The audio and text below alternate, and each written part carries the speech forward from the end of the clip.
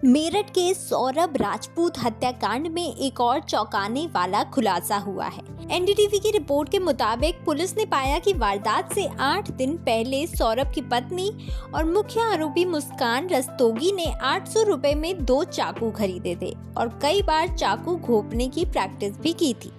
ये चाकू मुस्कान ने चिकन काटने की बात कहकर दुकानदार से लिए थे ताकि किसी को उस पर शक न हो। जांच में ये भी पता चला है कि मुस्कान, जिसे चाकू चलानी नहीं आती थी, उसने वार करने वाला एक कट थ्रोट रेजर भी खरीदा था। रिपोर्ट के मुताबिक इसका ही इस्तेमाल सौरभ के सिर को धड़ से अलग करने के लिए किया गया था। मुस्कान और उसके आशिक साहिल शुक्ला को 3 मार्च की रात को अपने पति सौरभ राजपूत की मेरठ स्थित घर में कथित तौर पर हत्या करने के आरोप में गिरफ्तार किया गया है। सौरभ के शव को 15 टुकड़ों में काटकर प्लास्टिक के ड्रम में डाल दिया गया था और सीमेंट की घोल से जमा दिया गया। मुस्कान के अपने माता पिता के सामने अपराध कबूल करने के 2 हफ्ते बाद ये टुकड़े बरामद किए गए और उसे पुलिस के पास ले गए। इस बीच सौरभ के परिवार ने फोन पर उससे संपर्क न कर पाने के बाद पुलिस में शिकायत दर्ज कराई थी। इस जघन्य हत्याकांड की जांच में नशे की लत, विश्वासघात और निर्दयता की भयावह कहानी सामने आई है। जांच में पाया गया कि मुस्कान और साहिल नशे में थे और उन्हें डर था सौरभ उनका नशे का सेवन बंद करा देगा। सौरभ को भी उनके अफेयर के बारे में पता था और अपनी 6 साल की बेटी की वजह से उसने तलाक लेने का मन बना लिया था।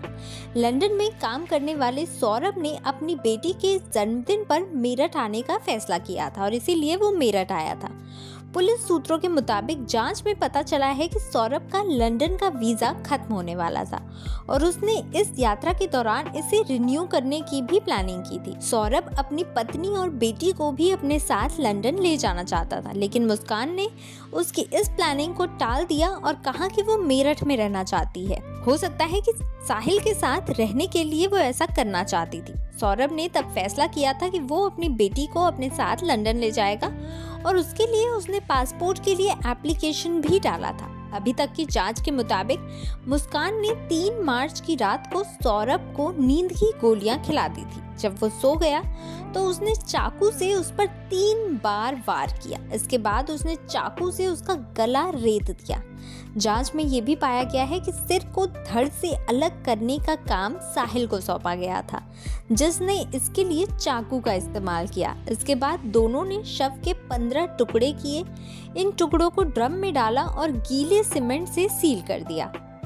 जांच और आरोपी के बयानों के मुताबिक शुरुआती प्लानिंग सौरभ के शरीर के अंगों पर मिट्टी डालने और ड्रम में एक पौधा लगाने की थी, लेकिन बाद में मुस्कान और साहिल ने बदबू के बारे में सोचा और फैसला किया कि बॉडी को छुपाने के लिए गीला सीमेंट ज्यादा अच्छा ऑप्शन होगा। हालांकि उन्होंने ड्रम के वजन का ध्यान नहीं रखा और जब उन्होंने इसे निपटाने के लिए कुछ मजदूरों को बुलाया तो वो इसे उठा भी नहीं पाए। इस कारण मुस्कान घबरा गई और उसने अपने माता पिता के सामने सारा सच कबूल कर दिया।